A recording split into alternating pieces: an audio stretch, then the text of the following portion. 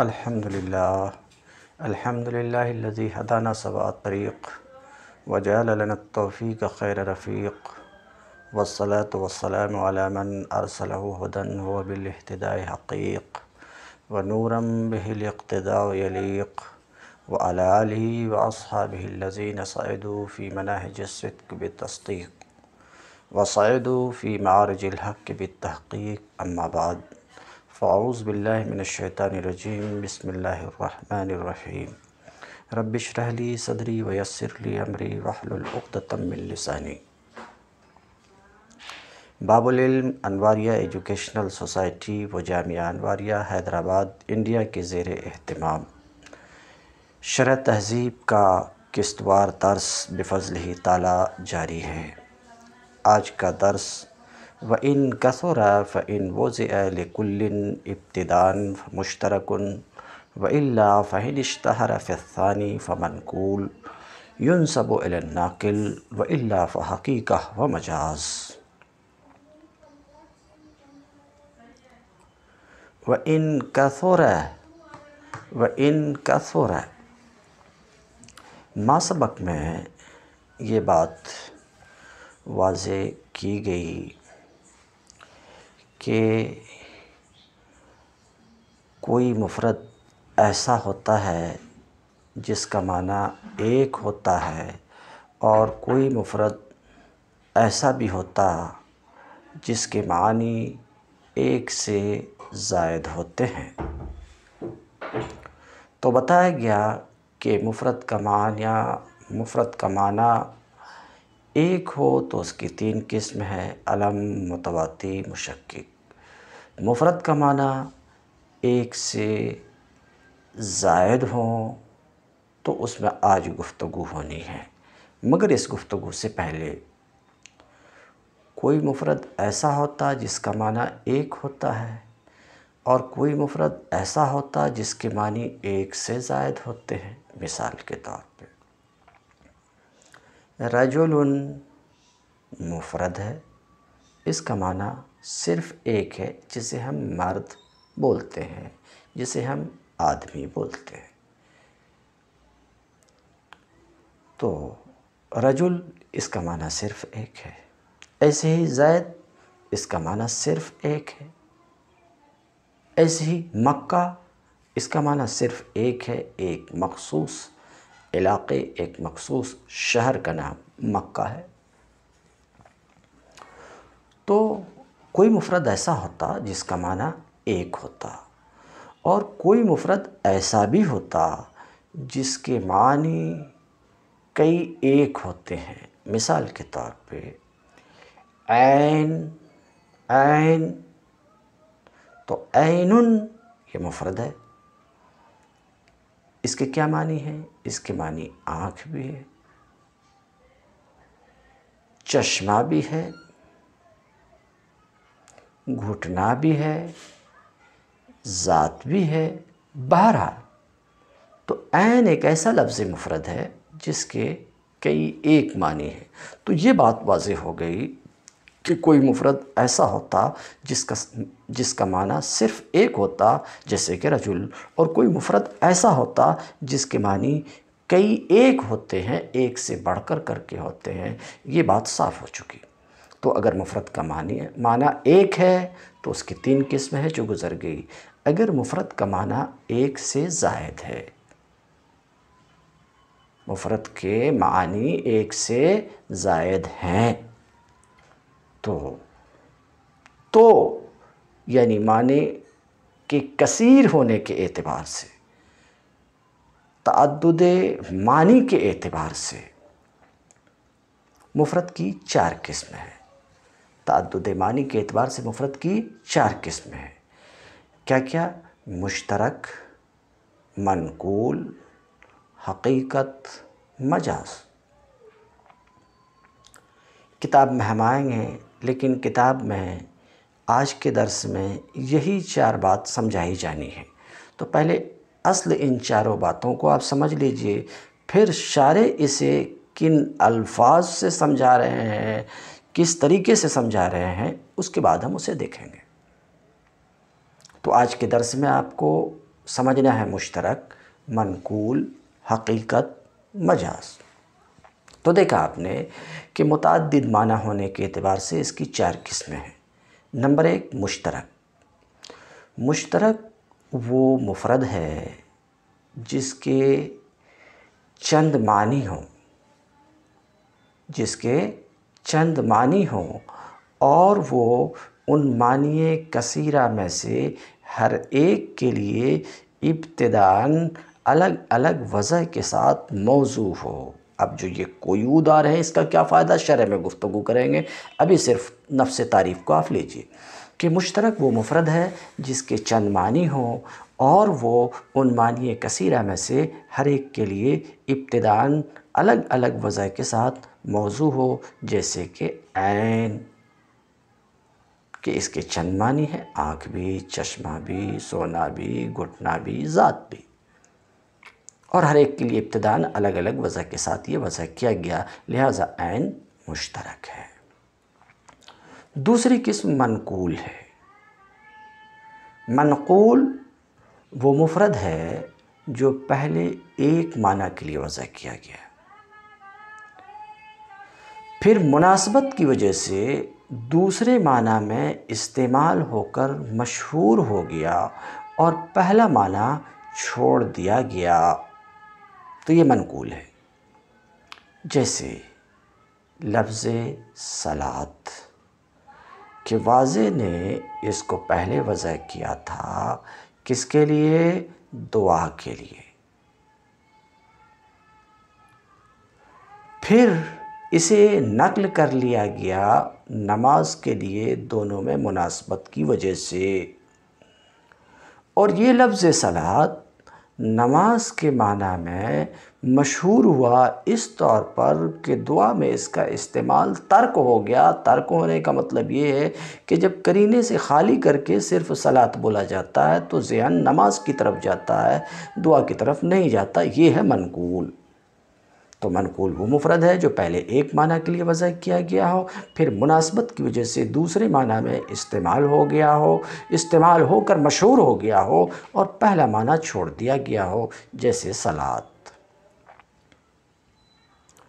جاننا چاہیے کہ جیسا کہ ہم بیان کیے، پہلے ایک معنی کے لیے وضع کیا گیا، پھر مناسبت کی وجہ سے دوسرے معنی میں استعمال ہو کر مشہور ہوا اور پہلا معنی چھوڑ دیا گیا، تو اس کا مطلب یہ ہے کہ یہ وہ لفظ ہے جس کو ایک معنی سے دوسرے معنی کی طرف نقل کیا گیا ہے، جس سے نقل کیا گیا اس کو منقول عن کہیں گے، جس کی طرف نقل کیا گیا اسے منقول الیہ کہیں گے، منقول الیہ کو مختصراً صرف منقول بولتے ہیں۔ تو ظاہر سی بات ہے، اب یہاں پر ایک معنی سے دوسرے معنی کی طرف نقل کیا گیا ہے تو کوئی نقل کرنے والا تو ہونا چاہیے، نقل کرنے والا ہونا چاہیے، تب ایک لفظ مفرد ایک معنی سے دوسرے معنی کی طرف منقول ہو سکے گا، تو نقل کرنے والا ہونا ضروری ہے۔ اب نقل کرنے والے لفظ کو ایک معنی سے دوسرے معنی کی طرف نقل کرنے والے کون ہو سکتے ہیں؟ تو وہ 3 طرح کے لوگ ہو سکتے ہیں۔ ارباب شرع ہو سکتے ہیں، جیسے کہ وہی مثال جو بھی ہم نے دیا، صلاۃ کو دعا سے نماز کی طرف نقل کیا، اسے نقل کرنے والے ارباب شرع شریعت ہے۔ تو ناقل ارباب شرع ہو سکتے ہیں، کوئی خاص گروہ ہو سکتا تو ایک منقول شرعی ہے، اور اگر کوئی خاص گروہ اور خاص ٹیم اسے نقل کرنے والی ہے تو اسے منقول اصطلاحی بولیں گے۔ جیسے اسم کو اصل میں وضع کیا گیا تھا بلندی کے لیے، پھر ایک خاص گروہ نحویوں نے اسے نقل کر لیا، کس کے لیے؟ اسم کو نقل کر لیا کس کے لیے؟ وہ کلمہ جو مستقل فی الدلالہ ہو اور اپنی حیثیت سے تینوں زمانے میں سے کسی زمانے کو نہ بتائے، اس کے لیے نقل کر لیا۔ مثلا یا نحوی کی بولی بول رہے ہیں تو مستقل فی الدلالہ اپنا معنی آپ بتائے اور تینوں زمانے میں سے کسی زمانے کو شامل نہ ہو نحویوں کے مطابق۔ تو اسم کو ایک معنی سے دوسرے معنی کی طرف نقل کرنے والی خاص ٹیم، خاص گروہ ہے تو اسے منقول اصطلاحی کہیں گے۔ اور اگر ایک معنی سے دوسرے معنی کی طرف نقل کرنے والے عام لوگ ہیں تو اسے منقول عرفی کہیں گے۔ جیسے کہ دابہ اصل میں یہ وضع کیا گیا تھا ہر زمین پر رینگنے والی چیز کے لیے، مگر پھر اسے نقل کر لیا گیا چوپائے کی طرف، اور نقل کرنے والے عام لوگ ہیں تو اسے منقول عرفی کہیں گے۔ بات تو یہ معلوم ہوئی کہ مفرد کی معنی کے تعدد کے اعتبار سے 4 قسم، نمبر 1 مشترک، نمبر 2 منقول، یہ دونوں کی تعریف ہوئی۔ پھر منقول کی ناقل کے اعتبار سے 3 قسم ہیں، منقول شرعی، منقول عرفی، منقول اصطلاحی۔ منقول شرعی وہ لفظ ہے جس کو ارباب شرع نے پہلے معنی سے دوسرے معنی کی طرف نقل کیا ہو، جیسے صلاۃ۔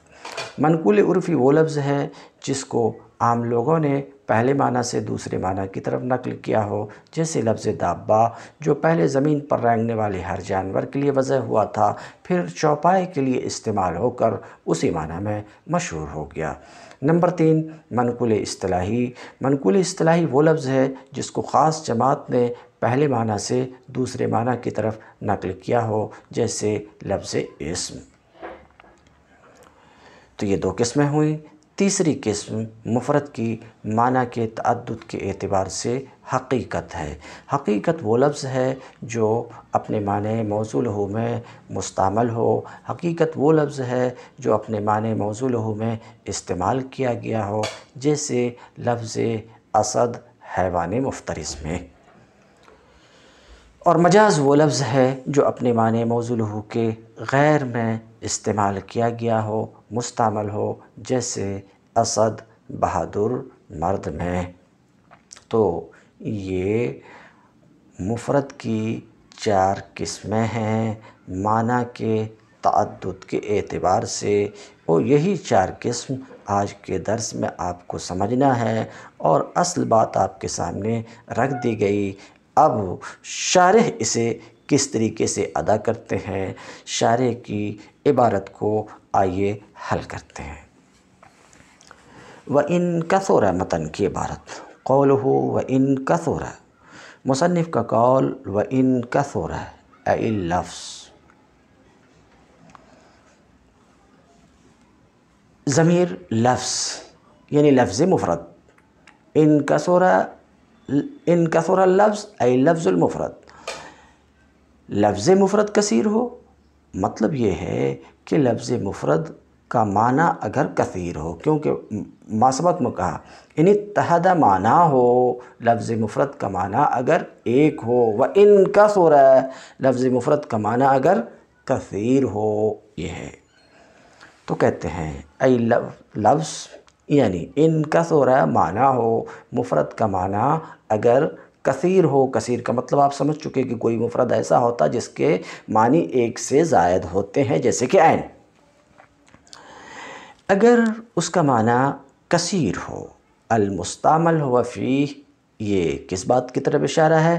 ما سبق میں بول چکا ہوں کہ یہ معنی ایک تو معنی ہے، اور اس معنی اور معنی کی جمع معانی ہے، ابھی میں معنی واحد کے ساتھ بول رہا ہوں، اور معنی یہ دونوں لغت ہے۔ بہرحال تو ما سبق میں بتا چکا ہوں، پچھلے درس میں بیان کر چکا ہوں کہ اس سبق میں جو معنی کا لفظ آ رہا ہے، ان اتحد معنی ہو، وَإِن كَثُرَ اے معنی ہو یعنی مفرد کا معنی اگر کثیر ہو، معنی سے کیا مراد ہے؟ تو ما سبق میں واضح کیا گیا، معنی سے یہاں مراد مستعمل فیہ اللفظ، معنی سے مراد وہ معنی ہے جس میں لفظ کا استعمال ہوا ہے، جس میں لفظ کو استعمال کیا گیا ہے، وہ مراد ہے۔ پھر سے آپ دیکھیے، ان کثر معنی ہو تو اگر مفرد کا معنی کثیر ہو، المستعمل ہو فیہ، اشارہ کرنا چاہ رہے ہیں کہ معنی سے مراد یہاں پر وہ معنی جس میں لفظ کا استعمال کیا گیا، تو معنی سے یہاں پر مراد ہے مستعمل فیہ اللفظ۔ شارٹ میں اگر مفرد کا معنی کثیر ہے،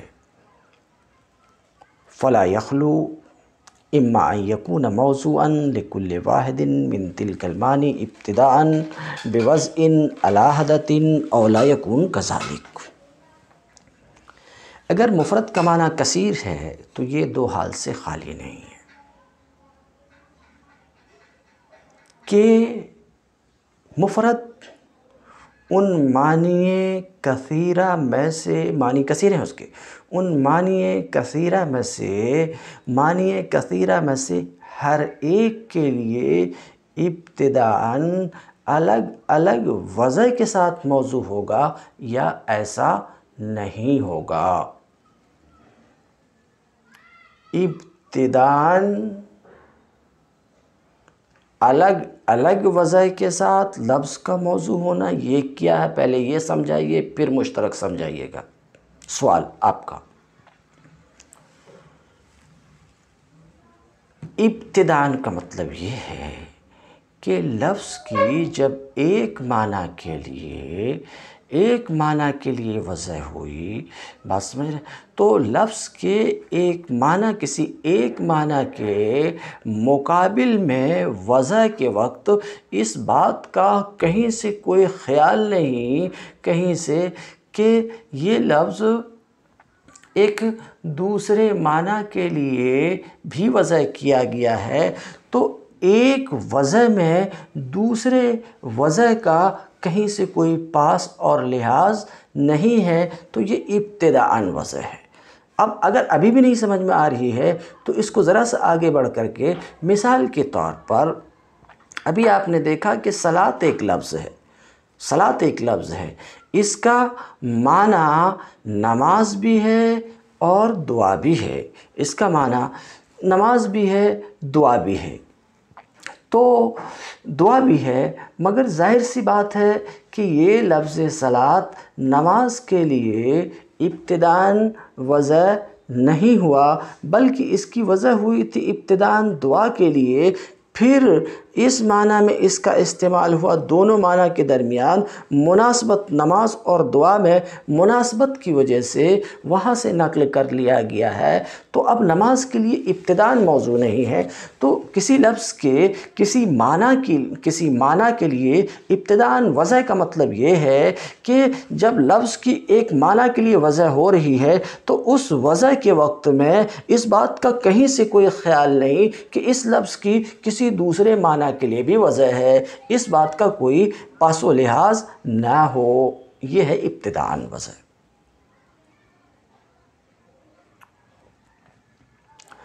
الگ الگ وضع کے ساتھ،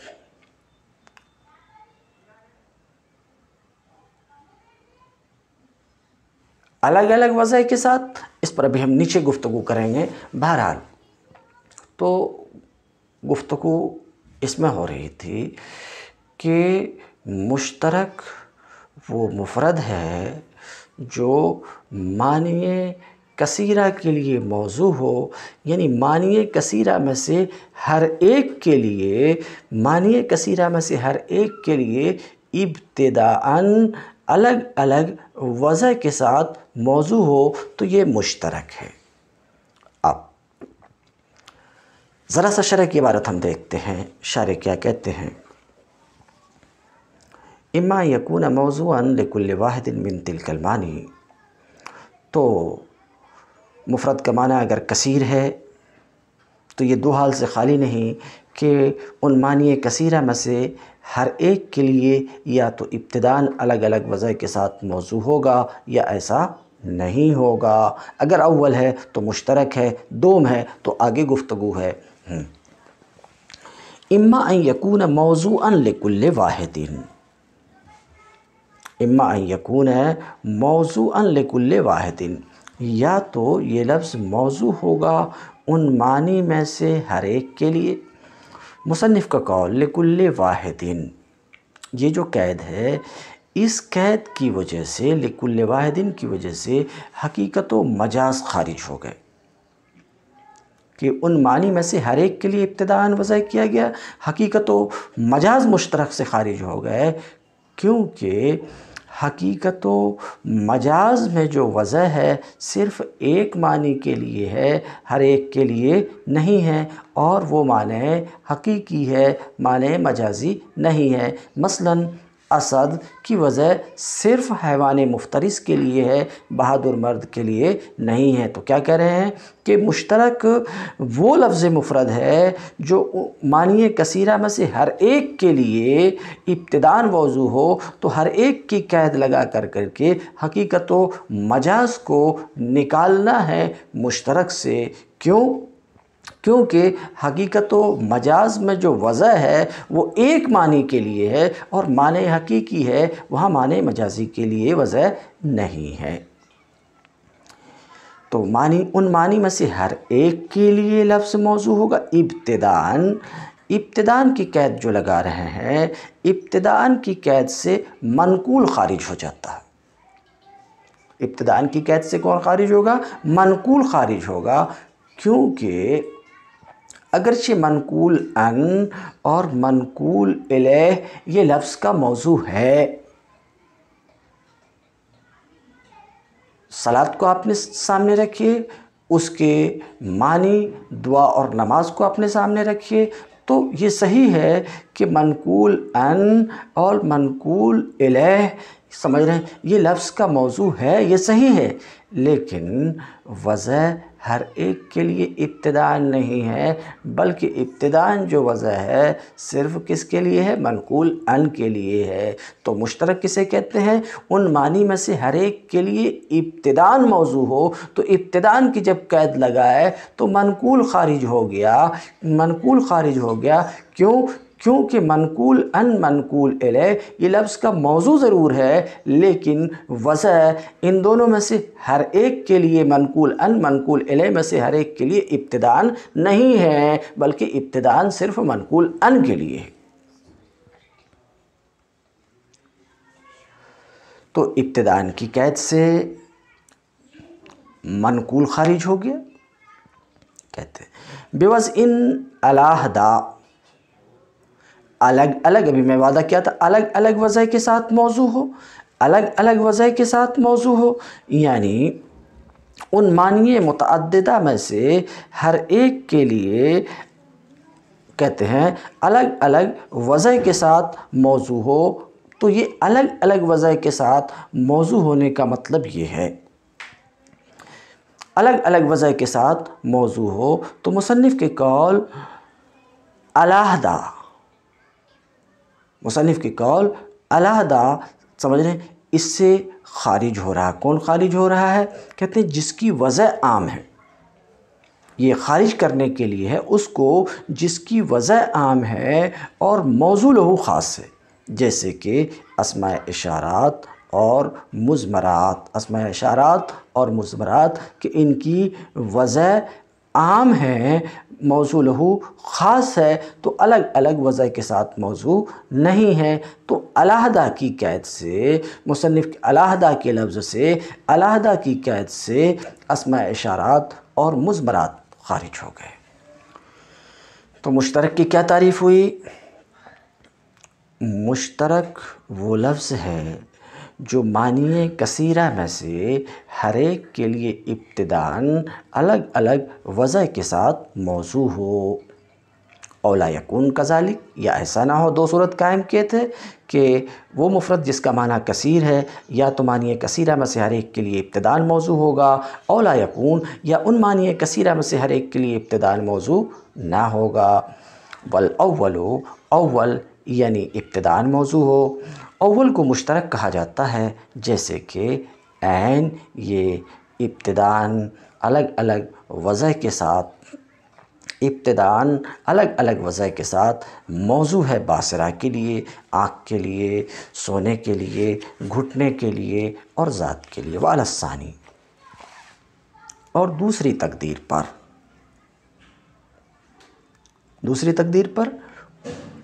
معنی کثیرہ میں سے ہر ایک کے لیے ابتداءً الگ الگ وضع کے ساتھ موضوع نہ ہو، تو پھر کیا ہے؟ یہ دوسری تقدیر ہے، موضوع نہ ہونے کی تقدیر پر۔ وعلی الثانی فلا محالۃ ان یکون اللفظ موضوعاً بواحد من تلک المعانی، دوسری تقدیر پہ یقینی طور پر لفظ ان معنی میں سے کسی ایک کے ساتھ تو موضوع ہوگا۔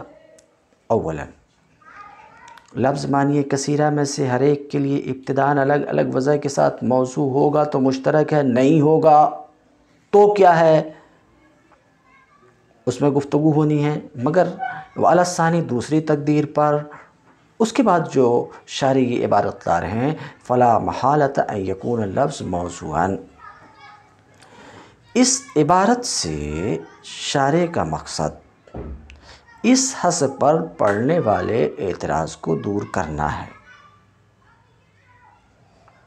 کہ ایسا ہو سکتا ہے کہ لفظ جو معنی کثیرہ میں مستعمل ہو وہ ان معنی میں سے کسی ایک کے ساتھ موضوع نہ ہو، تو پھر وہ لفظ منقول بھی نہیں ہوگا، حقیقت بھی نہیں اور مجاز بھی نہیں ہوگا۔ اس دفعہ کی وجہ یہ ہے، اس کو دفعہ اس طور پر کر رہے ہیں کہ جناب گفتگو لفظ موضوع میں ہے تو وہ لفظ جو معنی میں سے کسی معنی کے لیے موضوع ہی نہیں وہ تو مقسم سے ہی خارج ہے، اس لیے کہ اس سے کوئی غرض وابستہ نہیں ہے۔ تو دوسری تقدیر پر یقینی طور پر لفظ ان معنی میں سے کسی ایک معنی کے ساتھ موضوع ہوگا، کیوں؟ اس لیے کہ مفرد لفظ موضوع کی قسم ہے۔ ثم ان استعمل فی معنی آخر، تو لفظ معنی میں سے کسی ایک معنی کے ساتھ موضوع، پھر اگر لفظ معنی آخر میں مستعمل ہوا، لفظ کا استعمال ہو گیا معنی آخر میں، پھر اگر وہ دوسرے معنی میں مشہور ہو گیا اور معنی اول میں استعمال متروک ہو گیا اس لفظ کا، متروک ہونے کا مطلب یہ ہے کہ جب اس کو قرینے سے خالی کر کے بولا جاتا ہے تو ذہن دوسرے معنی کی طرف ہی جاتا ہے، تو اس کا مطلب یہ ہوا کہ لفظ دوسرے معنی میں مستعمل ہو کر کے دوسرے معنی میں مشہور ہو گیا اور معنی اول میں استعمال کو چھوڑ دیا، جیسے کہ صلاۃ۔ تو اگر یہ بات ہے تو اس کا نام رکھا جاتا ہے منقول۔ پھر سے دیکھیے، پھر اگر لفظ معنی ثانی میں مستعمل ہوا تو اگر معنی ثانی میں مشہور ہو گیا اور معنی اول میں اس کا استعمال متروک ہو گیا، معنی اول میں اس کے استعمال کے متروک ہونے اور معنی ثانی میں مشہور ہونے کا مطلب یہ ہے کہ جب اس لفظ کو قرائن سے خالی کر کے بولا جاتا ہے تو ذہن معنی ثانی ہی کی طرف جاتا ہے، معنی اول کی طرف نہیں جاتا، تو اس کو منقول بولا جاتا ہے، جس کی تعریف میں کر چکا۔ اور اگر معنی ثانی میں مشہور نہیں ہوا ہے لفظ، معنی اول میں استعمال کو چھوڑا نہیں ہے، بلکہ وہ لفظ معنی اول میں کبھی مستعمل ہوتا، کبھی معنی ثانی میں مستعمل ہوتا، فَإِنِ اسْتُعْمِلَ فِي الْأَوَّلِ، تو اگر لفظ معنی اول میں مستعمل ہو یعنی معنی موضوع لہو میں، تو لفظ کو حقیقت بولا جاتا ہے، جیسے اسد حیوان مفترس میں۔ وَإِنِ اسْتُعْمِلَ فِي الثَّانِي، اور اگر لفظ معنی ثانی میں جو غیر موضوع لہو اس میں استعمال کیا گیا تو لفظ کو مجاز بولا جاتا ہے۔ ثم اعلم ان المنقول لا بد له من ناقل، پھر آپ کو پتہ رہنا چاہیے کہ منقول کے لیے کوئی ناقل ضروری ہے۔ میں گفتگو کر چکا ہوں، منقول کے لیے ضروری ہے معنی اول یعنی منقول ان سے معنی ثانی یعنی منقول الیہ کی طرف کوئی نقل کرنے والا۔ فہذا الناقل، تو یہ نقل کرنے والے یا تو اہل شرع ہوں گے یا اہل عرف عام ہوں گے یا اہل عرف اور اصطلاح خاص والے ہوں گے۔ جیسے نحوی مثال کے طور پہ تو پہلی تقدیر پہ اس کا نام منقول شرعی رکھا جاتا ہے اور دوسری تقدیر پہ اس کا نام منقول عرفی رکھا جاتا ہے اور تیسری تقدیر پہ اس کا نام منقول اصطلاحی رکھا جاتا ہے۔ اسی کی طرف کہ منقول کی ناقل کے اعتبار سے 3 قسم ہے، اسی کی طرف مصنف نے بہت مختصر لفظ میں اشارہ کیا، ینسب الی الناقل، منقول کی ناقل کی طرف نسبت کی جاتی ہے، اسی کی طرف اشارہ کیا۔ تم الدرس اليوم وآخر دعوانا ان الحمد للہ رب العالمین۔